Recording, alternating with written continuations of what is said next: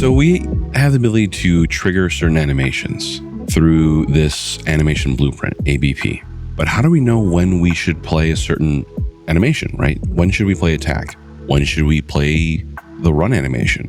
When should we play idle? When should we play jump? We could do it based off of input, where we play a certain animation if we press the jump button. But what happens if we aren't pressing a button, but we're still running a little bit, or like the physics are taking over and the character is falling? Do we just stop playing the fall animation? When do we do that? Well, our best bet is to do that through finding variables. We have variables that can control things, so we can just access those to know which animation to play.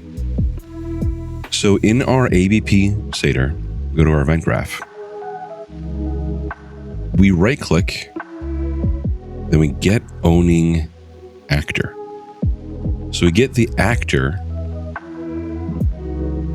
that our ABP is connected to. We then cast to character, so just a generic character. So we get who owns the ABP, and then we cast it to a generic character blueprint.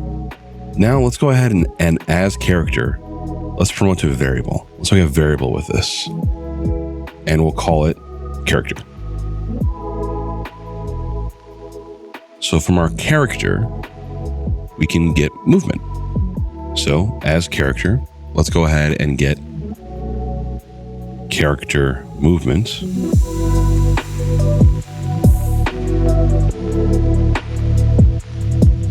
Let's go ahead and actually say that this is a variable as well. So this will be our character movement component. And we'll connect that there. So these are some essential variables for our character that we're going to be using a lot. But we don't actually need to get the variables all the time. So if we actually select all these, right click, let's collapse to function, and I'll call the function store essential variables. So we took all that, we stored our ability to get our character and character movement into a function called store essential variables.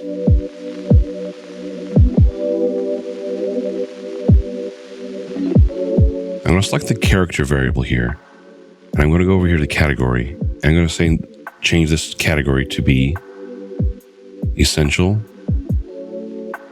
variables.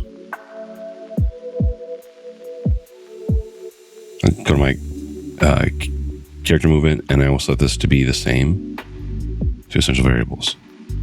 That way we can organize our variables, because we're going to end up having a lot in here. So we have access to our character and character movement.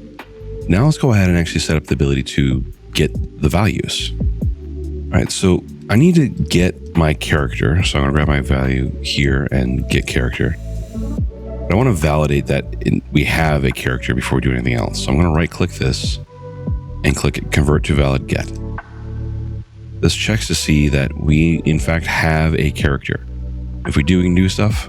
If not, we do other things. So if it is valid, we say, well, let's actually grab another character and drag this in here. We'll do get here.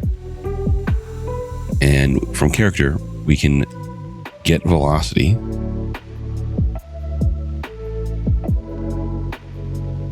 Put that right there, get velocity. And we want to check to see if we should be playing the run animation, if we go left or right. So we're going to check the velocity, and we'll do get vector length xy,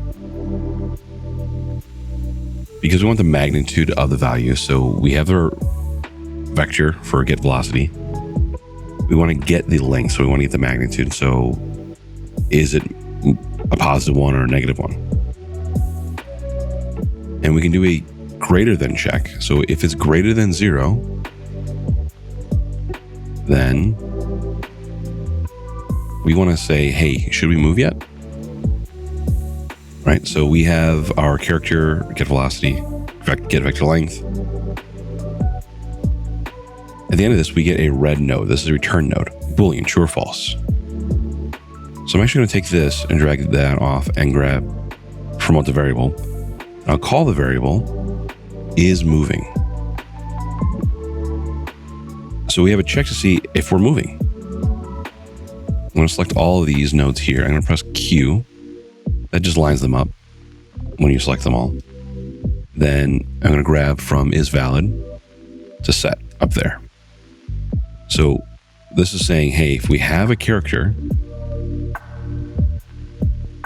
then set the value of is moving or not. If we're pressing a button, then it's moving. But if we don't press the button, we might still kind of roll forward a little bit, or maybe some force pushes us. So this will check to see if we are moving. Doesn't matter if it's based on input. So I'm going to go ahead and actually highlight all these nodes and press C to make a comment. And this will be is character moving? Question mark. I'll change the color of this to be darker gray. So we have a check to see is the character moving. We also want to be able to see if we're falling. In fact, we might have a bunch of nodes here, not just the one. A bunch of different checks rather. So I'm actually going to break this link. I'm going to drag this over to the side. And I'm going to say from is valid from our get node, we'll do a sequence node.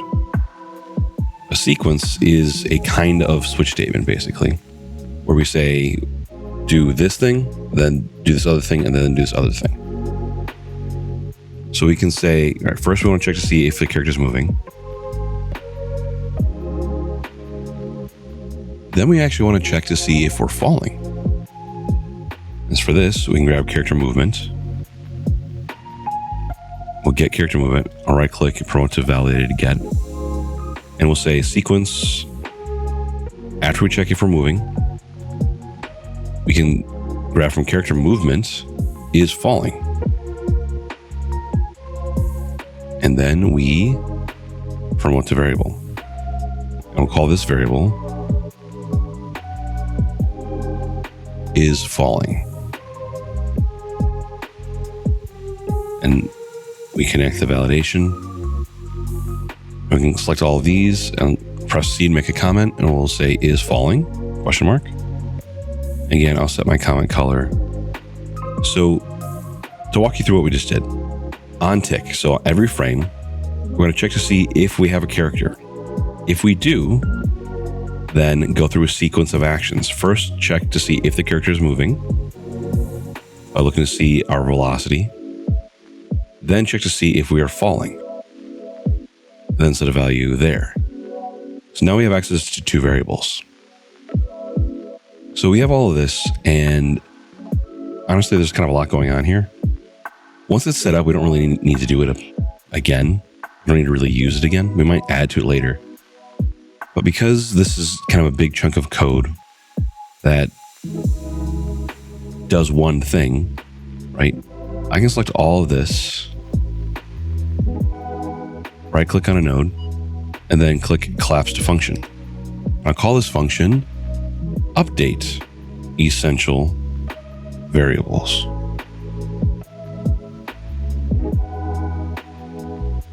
So we took all that code and boiled it down to one function called update essential variables. We still have good access to all of this, we still have all of this available to us, but we don't have to worry about it anymore. We finished, we did it once, we get what we need from it, so we can stick it to the side and update it if we need to later. So I can close that function, back to my event graph. So we now have two functions, store essential variables and update essential variables. Next, we need to actually use those variables. So I'll see you in the next one. Thanks.